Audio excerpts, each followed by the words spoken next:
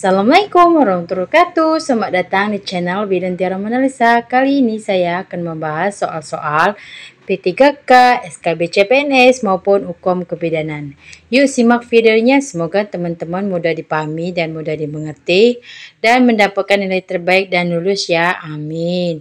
Dan jangan lupa untuk mendukung channel ini, like, share, dan subscribe. Langsung saja kita akan bahas soal yang pertama. Bidan sedang menangani persalinan normal di puskesmas untuk mencegah infeksi pada ibu dan bayi selama proses persalinan. Bidan harus mematuhi protokol pencegahan infeksi yang ketat. Manakah dari langkah-langkah yang paling penting dalam mencegah terjadinya infeksi pada proses persalinan?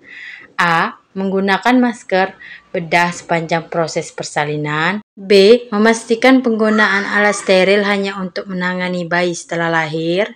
C. Melakukan desinfeksi ruangan setelah setiap persalinan. D. Mencuci tangan dan menggunakan sarung tangan steril sebelum memulai tindakan dan setelah kontak dengan cairan tubuh pasien. E. Memberikan antibiotik profilaksis kepada ibu setelah persalinan untuk mencegah infeksi. Silakan teman-teman menjawab terlebih dahulu atau videonya di-pause terlebih dahulu.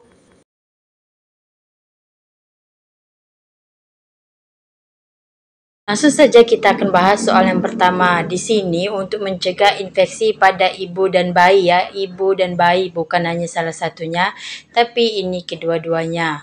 Di sini yang A menggunakan masker bedah sepanjang proses persalinan ini bukan termasuk karena hanya menggunakan masker tidak sampai mencegah infeksi berlebihan. Yang B memastikan menggunakan alat steril hanya untuk menangani bayi setelah lahir. Ini juga bukan jawabannya ya, karena ini B hanya untuk menangani bayi setelah lahir. Menjadi bukan. Yang C melakukan desinfeksi ruangan setelah setiap persalinan. Ini memang wajib melakukan desinfeksi ruangan setelah persalinan, tapi ini bukan jawabannya. Yang D mencuci tangan dan menggunakan sarung tangan steril sebelum memulai tindakan dan setelah kontak dengan cairan tubuh pasien. Ini jawaban yang benar ya, karena ini kedua-duanya untuk mencegah infeksi pada ibu dan bayi. E. Memberikan antibiotik profilaksis kepada ibu setelah persalinan untuk mencegah infeksi. Ini bukan jawabannya ya, karena ini hanya untuk ibunya saja. Jadi jawaban nomor 1 adalah D. Mencuci tangan dan menggunakan sarung tangan steril sebelum memulai tindakan dan setelah kontak dengan cairan tubuh pasien. Lanjut, kita akan bahas soal nomor 2. Salah satu cara utama untuk mencegah infeksi adalah dengan mencuci tangan. Kapan waktu yang paling tepat bagi bidan untuk mencuci tangan selama proses persalinan? A. Sebelum menyentuh pasien. B. Setelah memakai sarung tangan. C. Sebelum menyentuh alat medis steril. D. Sebelum dan sesudah prosedur invasif. E. Semua benar. Silakan teman-teman menjawab terlebih dahulu atau videonya di-pause terlebih dahulu. Inilah waktu yang paling tepat untuk mencuci tangan. Pertama, di sini sebelum menyentuh pasien. Kedua, sebelum melakukan tindakan aseptik. Ketiga, setelah menyentuh cairan tubuh pasien. Keempat, setelah menyentuh pasien. Kelima, setelah kontak dengan lingkungan pasien.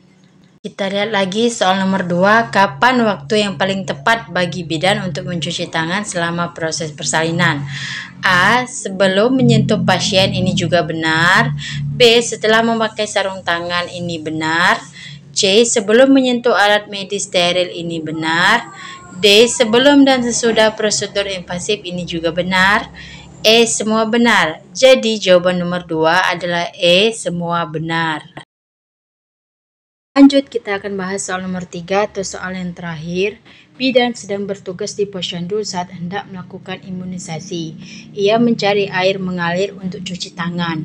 Namun ternyata sedang ada perbaikan sarana, sehingga ia cuci tangan menggunakan hand rub. Pertanyaannya, berapa lama ia melakukan cuci tangan menggunakan hand rub? A. 60 detik. B. 20-40 detik. C. 1 menit sampai 2 menit. D. 40-60 detik. E. 15-20 detik. Silakan teman-teman menjawab terlebih dahulu atau videonya di-pause terlebih dahulu. Langsung saja kita lihat di sini berapa lama ia melakukan cuci tangan menggunakan hand rub. Jawabannya yaitu B, 20-40 detik. Oke, sekian dulu ada 3 soal P3K, UKOM maupun SKB CPNS. Semoga teman-teman mudah dipahami dan mendapatkan nilai terbaik dan lulus ya, amin. Dan jangan lupa like, share, dan subscribe untuk mendukung channel ini.